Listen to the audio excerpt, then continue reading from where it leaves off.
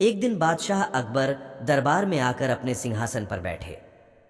उनकी आंखों में जगमगाते हुए आकर्षण था और उन्होंने दरबारियों से पूछा, आज मेरे सामने एक मामूली घटना आई है। एक व्यक्ति ने मेरी दाढ़ी खींची है। बताओ, मुझे उसे किस प्रकार की सजा देनी चाहिए?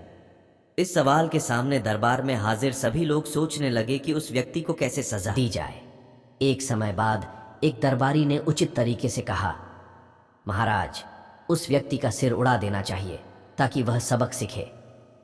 दूसरा दरबारी उचित सजा के बारे में कहने लगा, महाराज, कौन है वो दुष्ट व्यक्ति जिसने यह कृत्य किया है? उसको तो उसके दुष्ट कामों का परिणाम भुगतना चाहिए, उसका सिर तो उड़ जाने से कोई फायदा नहीं। फिर एक दरबारी ने उचित सजा की सुझाव दी, महाराज, हमें उसे हाथी के पैरों तले रौंद देना चाहिए ताकि उसे दुख पहुंचे और वह अपने कर्मों का परिणाम भुगत सके। दरबार में सभी अपने अपने विचारों को प्रकट करने लगे और यहां तक कि बादशाह भी उनके सुझावों की ओर ध्यान देने लगे। आखिर में उन्होंने बीरबल से पूछा, बीरबल, तुम क्यों चुप हो? इस पर बीरबल ने एक प्रसन्नता से कहा, महाराज, मुझे लगता है कि हमें उस व्यक्ति के साथ दया और मामूली विचारशीलता से पेश आना चाहिए। उसके अपराध की सजा के रूप में हमें उसे मिठाई देनी चाहिए।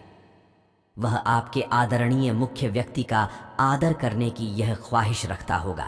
बादशाह ने बीरबल के विचार को सुनकर खुशी महसूस की और उनकी सलाह को मानते हुए कहा, बीरबल, तुम्हारी बात ठीक है।